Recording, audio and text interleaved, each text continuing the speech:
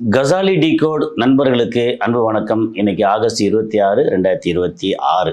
சரி, இன்னைக்கு வந்து ஒரு சோஷியல் அவேர்னஸ் சம்மந்தப்பட்ட ஒரு விஷயத்தை நான் வந்து கொஞ்சம் டீட்டெயில்டாக எக்ஸ்பிளைன் பண்ண போகிறேன். சோஷியல் அவேர்னஸ்னால் நம்மளை வந்து எப்படியெல்லாம் ஏமாத்துறாங்க அப்படிங்கிறத நான் சும்மா பொதுவாக சொல்கிறதில்ல, நம்ம வந்து ட்ரை பண்ணி பார்க்குறது.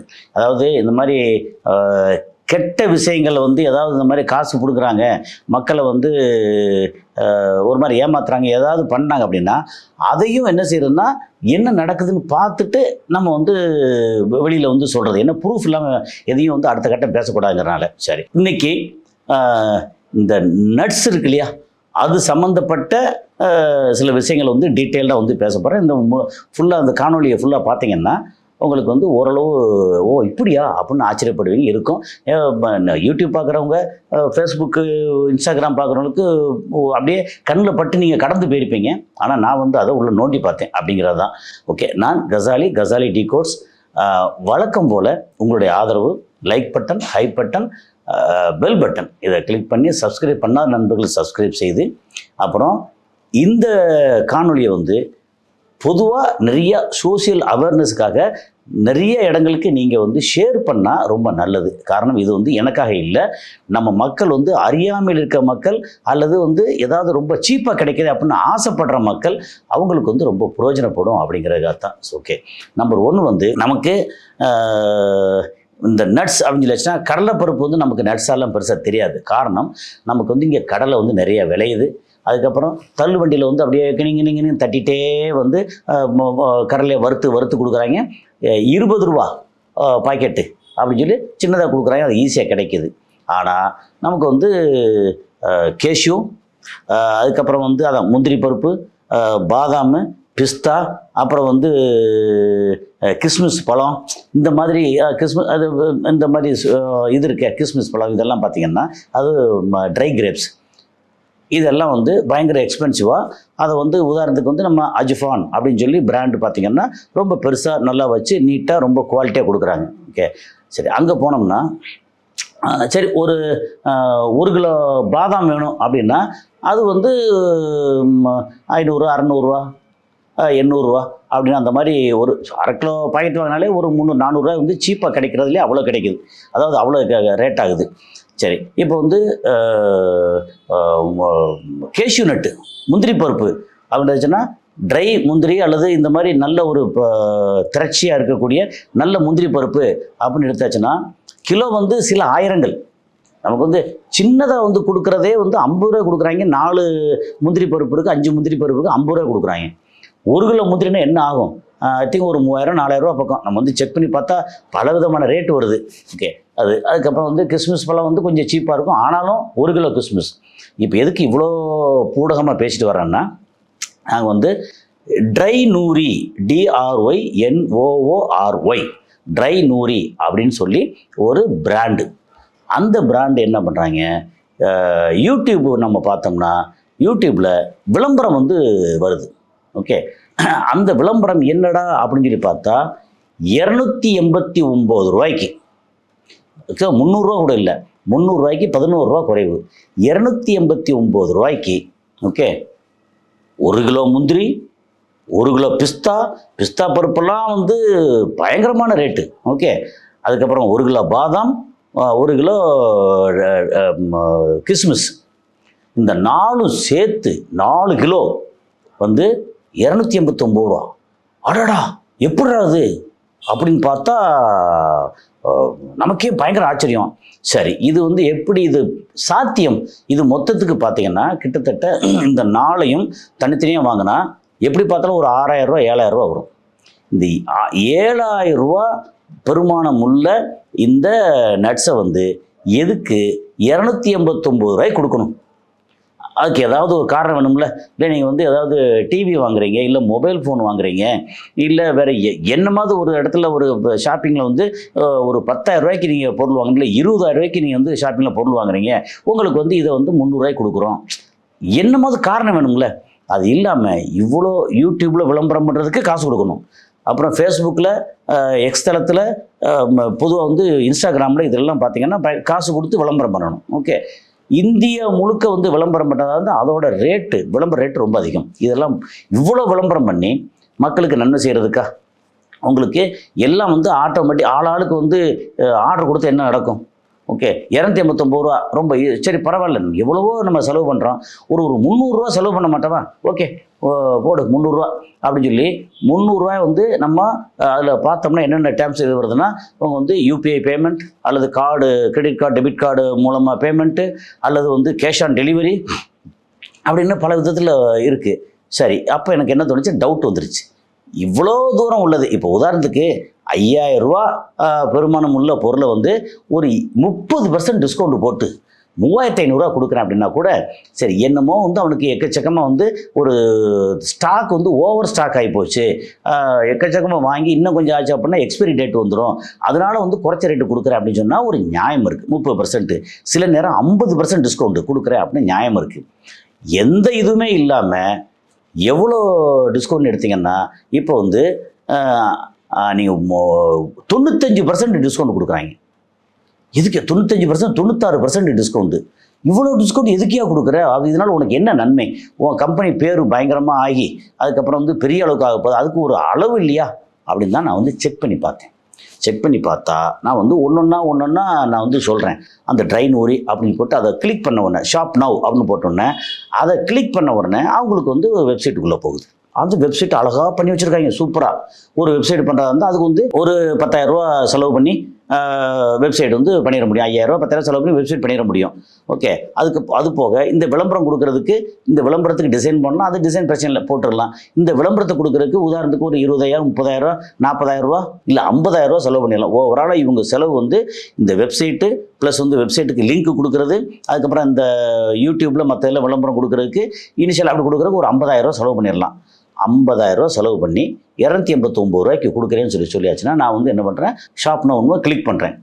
கிளிக் பண்ணால் அது எங்கே போகுது, ட்ரைனூரி.ஷாப்பு சம்திங் அந்த இதில் போகுது. ஓகே, அந்த இதில் எப்படின்னா ட்ரைனூரி அப்படிங்கிற அந்த இதுக்குள்ளே போகுது. மெகா ட்ரை ஃப்ரூட் சேல் அப்படி ட்ரைனூரி nature's finest packed with goodness அவர் போட்டு பயங்கரமாக அதை வந்து எல்லாத்தையும் நான் இப்போ பேசும்போது சைடில் வந்து அதோட நான் வந்து பண்ண அந்த ஸ்க்ரீன்ஷாட் எல்லாம் போடுறேன். இது வருது.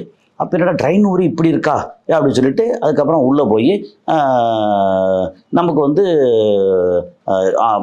ஷாப் பண்ணும்போது அதில் வந்து ஒன்றுனா கிளிக் பண்ணுறோம், இது எவ்வளோன்னு சொல்லி ஒன்றா அப்படி கிளிக் பண்ணும்போது ஆட்டோமேட்டிக்காக வந்து என்ன வருது, ஐட்டம் 1 அதில் வந்து ஆட் டு கார்ட் அப்படின்னு வரும் தெரியுமா. நம்ம வந்து இதை வாங்கியிருக்கோம். சரி, அப்போ 4 பிக்சரையும் போட்டு 4 கிலோ 289 ரூபா. அதை கிளிக் பண்ணோன்னா ஆட் டு கார்ட் 1, 1 அப்போ 289 ரூபா. ரைட், அப்படின்னா உள்ள payment method, mode of payment அங்கே போனோம்னா அங்கே வந்து யூபிஐ பேமெண்ட் இருக்குது, கார்டு பேமெண்ட் இருக்குது. அடுத்து கேஷ் ஆன் டெலிவரி வந்து மங்கி போய் கிடக்கு. என்னென்னா அதுக்கு வந்து அப்புறம் என்ன போட்டிருக்காங்கன்னா, not cash on delivery not available in this process அல்ல இன் திஸ் பேஜ்னு வருது இப்போது.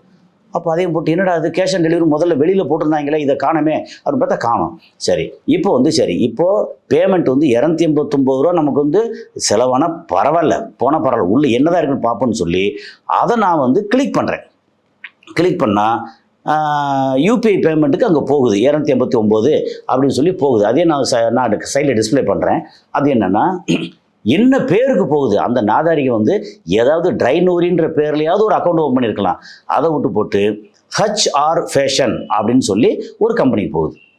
அப்போது இது வந்து நம்ம இதை கவனிக்காமல் HR ஃபேஷன் அதையும் ஸ்க்ரீன்ஷாட் எடுத்து வச்சுருக்கேன். இதை கவனிக்காமல் நம்ம கிளிக் பண்ணோம்னா HR ஃபேஷனுக்கு வந்து அந்த முதல வாய்க்கு ஒரு 289 ரூபா போயிடும். ஓகே, சரி, இது இவ்வளோ பண்ணுறாங்க. இன்னொரு டவுட்டு, அதில் வந்து கான்டாக்ட் போட்டு நம்பர் வருது, +91 1600 100. அட பரவாயில்லையே, கான்டாக்ட் நம்பர்லாம் கொடுத்துருக்காங்களே அப்படின்ட்டு அந்த நம்பரை நான் ஃபோனில் அடிக்கிறேன். ஃபோனில் அடித்தா அது என்ன வருது, ஸ்டேட் பேங்க் ஆஃப் இந்தியான்னு வருது. அடா பாவிகா, இது நம்பர் எந்த நம்பர் தான் கொடுப்பீங்க, ஒரு அளவே இல்லாமல் நீங்கள் ஏமாத்துறதுக்கு ஒரு அளவே இல்லையா? ஏதாவது ஒரு நம்பரை கொடுத்து அந்த நம்பர் வந்து பிஸி அல்லது நாட் இன் யூஸ் என்னமாவது வரட்டுமே. அது இல்லாமல் ஸ்டேட் பேங்க் ஆஃப் இந்தியான்னு வருது அந்த நம்பர் கொடுத்தா. ஏன்னா 011 போட்டாலே ஆட்டோமேட்டிக்காக வந்து டெல்லி அந்த டைப் நம்பர் வரும்ல, அப்படி வருது. ஆனால் கேட்டால் அது வந்து உள்ளுக்குள்ளே போய் பார்த்தா குஜராத் கம்பெனின்னு ஒரு டீட்டெயில் வருது. என்னங்கடா பித்தலாட்டம் இது. ஆனால் குஜராத்காரங்க வந்து ட்ரேடு பண்ணுவாங்கன்னு வச்சுக்கோங்க, அதே நேரத்தில் இவ்வளோ பித்தலாட்டம் பண்ணுவீங்க, அநியாயத்துக்கு பித்தலாட்டம். நீங்கள் வந்து ஸ்கேம் தான், கிரிக்கெட்டு ஸ்கேமில் வந்து நம்பர் 1 குஜராத் தான். அதை தாண்டி என்னடா இப்படி பண்ணுறீங்க அப்படின்னு பார்த்தா ஸ்டேட் பேங்க் ஆஃப் இந்தியான்னு வந்துச்சு. சரி, ஓகே, சரி, இதுதான் அப்படி இருக்கா அப்படின்னு சொல்லி பார்த்தோம்னா, இப்போ ட்ரை நூரி வந்து 289 ரூபா. அதுக்கப்புறம் ஃபியூடோ நட்ஸ், ஓகே, அப்படி ஒரு கம்பெனி FUDO ஃபியூடோ நட்ஸ் அப்படின்னு அவன் என்ன சொல்கிறான் வந்து, அவனு சொல்கிறான் 289 ரூபா only. 4 kg dry fruits combo back, 1 kg காஜுனா நம்ம முந்திரி, அப்புறம் வந்து 1 kg பாதாம், 1 kg பிஸ்தா, 1 kg கிஸ்மிஸ். இந்த 4 சேர்த்து என்னென்னா 100% natural, rich in nutrients, hygienic packing, அப்புறம் ஃபாஸ்ட் அண்ட் சேஃப் டெலிவரி. யாருக்கு சேஃப் டெலிவரி? அது உள்ளே இருந்தால் தானே, அல்லது அனுப்பிச்சா தானே. அதுக்கப்புறம் வந்து premium quality, goodness in every bite, order now, free sample pack. அது வேறு, இதெல்லாம் ஆர்டர் பண்ணிட்டா உங்களுக்கு சாம்பிள் பேக் ஃப்ரீயாக வருமா? என்னங்கடா இது பித்தலாட்டா இது அப்படின்னு சொல்லி அது ஒன்று. சரி, ஃபியூடோ நட்ஸு, இவன் மட்டும்தான் ட்ரை நூரின்னு ஒருத்தன் தான் ஏமாற்ற முடியுமா? நான் கொஞ்சம் காசு செலவு, ஒரு 50,000 செலவு பண்ணி ஏமாற்ற முடியாதா அப்படின்னா, அப்புறம் இன்னொருத்தன் வர்றான். என்னது? Juno nuts. இது ஃபியூடோ நட்ஸ் வேறு, ட்ரை நூரி வேறு, ஃபியூடோ நட்ஸ் வேறு, அப்புறம் ஜூனோ நட்ஸ், ZUNO. இதெல்லாம் எங்கடா இந்த பேரை பிடிக்கிறீங்க? ஜூனோ எங்கே பிடிக்கன்னு தெரியல. ஜூனோ நட்ஸ் இது வந்து என்ன பண்ணியிருக்காங்க, 339 ரூபா. எப்படி? இது வந்து premium dry fruits combo, healthy snack happy you அப்படின்னு.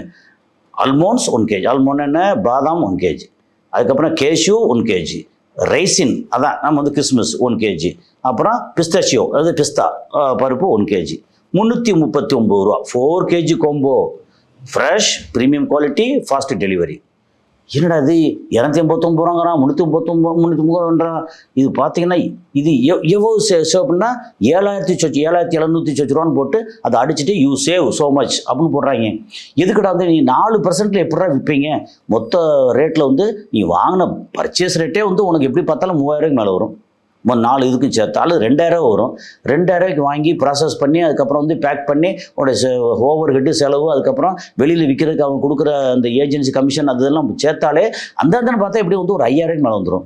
அப்போ எப்படா வந்து நீ வந்து 250 ரூபாய் கொடுக்க முடியும்? ஆன்லைன் ஆர்டர்னா கூட அதுவும் பேக் பண்ணி ஆர்டர் அனுப்பணும்ல, எப்படியா கொடுப்பீங்க அப்படின்னா அது தெரியல.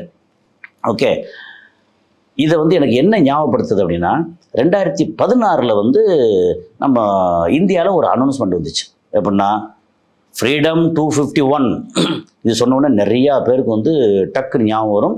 ஒரு make in India, digital India அப்படின்னு ஒரு பேரில் மேக் இன் இந்தியான்னு சொல்லி பேர் வந்த உடனே ஃப்ரீடம் 251 259 ரூபாய்க்கு ஒரு 1 GB இந்த மாதிரி எல்லாம் போட்டு அந்த ஒரு மொபைல் உங்களுக்கு வந்து கிடைக்குது அப்படின்னு சொல்லி போட்டிருந்தாங்க இல்லையா? அந்த மொபைல் எப்படி, தி infamous ultra cheap mobile phone announced in India and later withdrawn on cancelled amid massive controversy is the Freedom 251, priced at an unbelievable roughly $4. Okay, இப்போ 2017 February 17 2016 வந்து அனௌன்ஸ் பண்ணாங்க.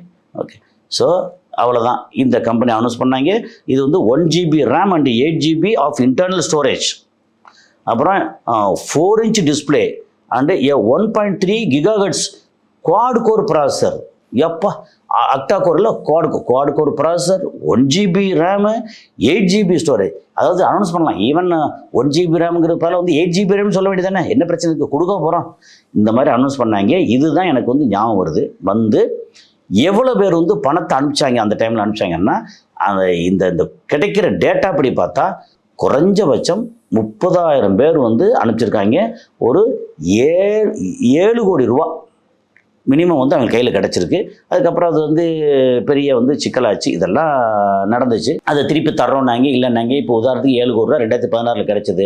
கிடைச்சோன்னா அதில் கொஞ்சம் டெபாசிட் பண்ணுறது, இதை கொஞ்சம் பண்ணுறது, எல்லாத்தையும் எல்லாம் வாங்குறது, இடம் வாங்குறது, எதை வாங்கி போட்டாங்கன்னா அதுக்கப்புறம் 5 வருஷம் கழிச்சு இல்லை எங்களால் வந்து கொஞ்சம் இந்த சிக்கல் வந்துருச்சு, அதனால் எங்களால் வந்து பண்ண முடியல அப்படின்னு பணத்தை கொஞ்சம் திருப்பி கொடுத்தா கூட கொஞ்சம் கொடுத்துட்டு 30,000 பேருக்கு வந்து 3,000 பேர் திருப்பி கொடுத்தா இதெல்லாம் கொடுத்துட்டோமே அப்படின்னு கணக்கு காமிச்சிடலாம். பாவப்பட்ட மக்கள் 251 சாதாரண பணம். சரி, ஓகே, கொடுத்தாச்சு. மேக் இன் இந்தியா அதுக்காக நான் வந்து ட்ரை பண்ண கொடுத்தாச்சு, முடிஞ்சு போச்சு. அப்போ இப்படித்தான் ஏமாத்துவீங்களா? நாங்கள் ஏமாற்ற முடியாதா அப்படின்னு ட்ரை ஃப்ரூட் அப்படின்னு போட்டு ஏமாத்துறாங்க. இதுக்கு என்ன நடவடிக்கை? ஏன்னா நான் வந்து சின்சியராக ட்ரை பண்ணி பார்த்தேன், ஃபோன் பண்ணி பார்த்தேன், மெயில் போட்டு பார்த்தேன், எதுவுமே நடக்கலை. அப்போ நல்லா தெரியுது ஏமாத்துறாங்க. விளம்பரம், பப்ளிக்காக விளம்பரம் கொடுத்து ஏமாத்துறாங்க. இதை வந்து நம்ம யாராவது இங்கே வந்து சைபரில் இதை வந்து கம்ப்ளைண்ட் பண்ணி அதுக்கப்புறம் தான் எடுப்பாங்களா? ஏன் சைபரில் இருக்கிறவங்க இந்த நாட்டு மனுஷன் தானே, அவங்க கண்ணில் படாதா? அவங்க யூடியூப் பார்க்க மாட்டாங்களா? இல்லை இன்ஸ்டாகிராம் பார்க்க மாட்டாங்களா? இல்லை ஃபேஸ்புக் பார்க்க மாட்டாங்களா? அதில் ட்ரைனூரி, ஃபியூடோ நட்ஸு, ஜூனோ நட்ஸு அப்படின்னு சொல்லி பேரெல்லாம் வராதா? 339 ரூபாய்க்கு எப்படியா கொடுப்பாங்க? 289 ரூபாய்க்கு எப்படியா கொடுப்பாங்க அப்படின்னு எங்களுக்கு வராதா? இது என்ன மாதிரியானது? நம்ம எந்த மாதிரியில் வாழ்கிறோம்?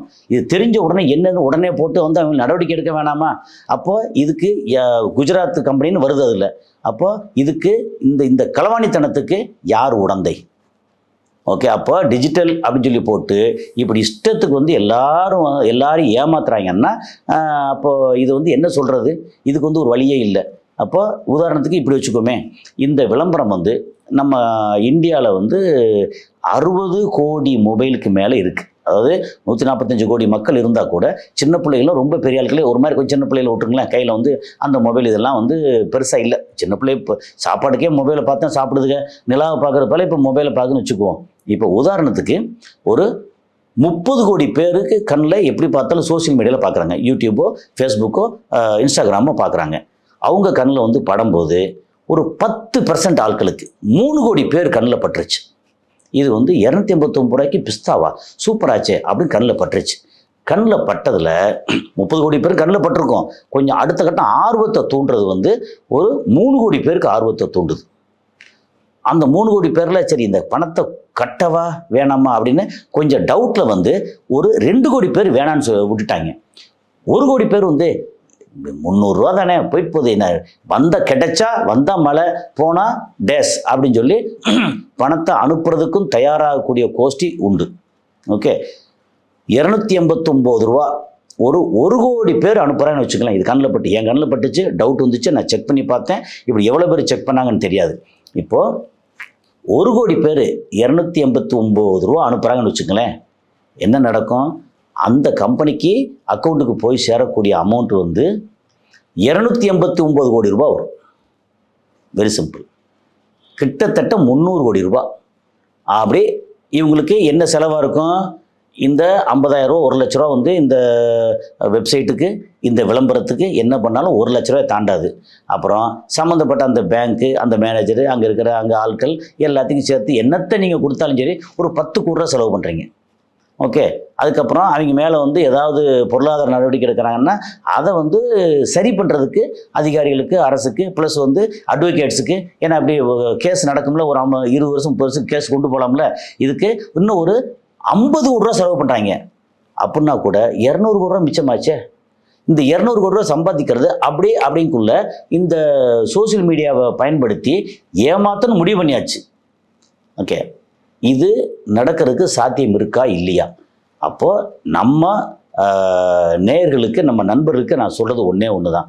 இந்த மாதிரி 289 ரூபா 4 கிலோ நட்ஸு அப்படின்னு வந்துச்சுன்னா நம்பாதீங்க.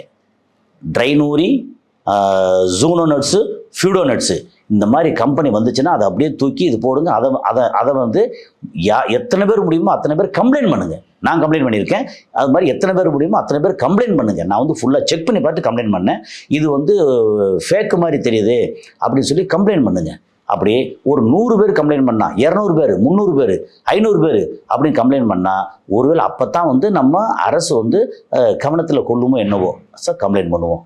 நம்ம வந்து ஏமாறாமல் நம்ம பைசா வந்து வெறும் 10 ரூபாயாக இருந்தால் கூட, 10 ரூபா வெறும் 10 ரூபா இருந்தால் கூட நம்மளுடைய வேர்வேல உழைப்பில் வரக்கூடிய பணம், அந்த பணம் எதற்காகவும் ஏமாத்துக்காரங்களுக்கு போகக்கூடாது.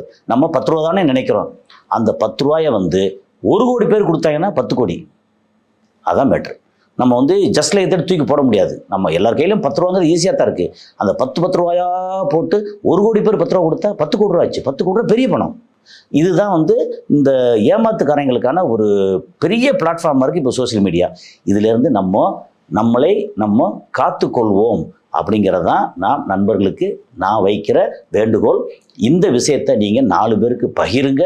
இந்த காணொளியை, இந்த வீடியோவை முடிஞ்ச அளவுக்கு அவேர்னஸ்க்காக நிறைய பேருக்கு பகிர்ந்து அவங்களுக்கு கொடுங்க. இந்த மாதிரி சீப்பாக கிடைக்குது அப்படின்னு வர்ற விளம்பரத்தை நம்ப வேண்டாம். முடிஞ்சால் நீங்களும் ட்ரை பண்ணி பாருங்க, காசு போட்டு ஏமாத்துறாதீங்க. ஏன்னா இதில் நிறைய இளைஞர்களையும் வயசான ஆண்களை பெண்கள் அரைகுறை ட்ரெஸ்ஸில் கவர்றதுக்காக பண்ணுற சிக்கல் இருக்குது. இந்த மாதிரி சோசியல் மீடியா இப்படி வந்ததுக்கப்புறம், டிஜிட்டல் மீடியா யுகம் வந்ததுக்கப்புறம் நிறைய இந்த மாதிரி ஏமாத்து வேலை வந்துகிட்டு இருக்கு. அதிலிருந்து நம்மை நாம் காத்துக்கொள்வோம் அப்படிங்கிறதான் இன்னைக்கு இந்த வீடியோவோட முக்கியமான கான்செப்ட். ஓகே, அடுத்த வீடியோவில் சந்திப்போம். நன்றி.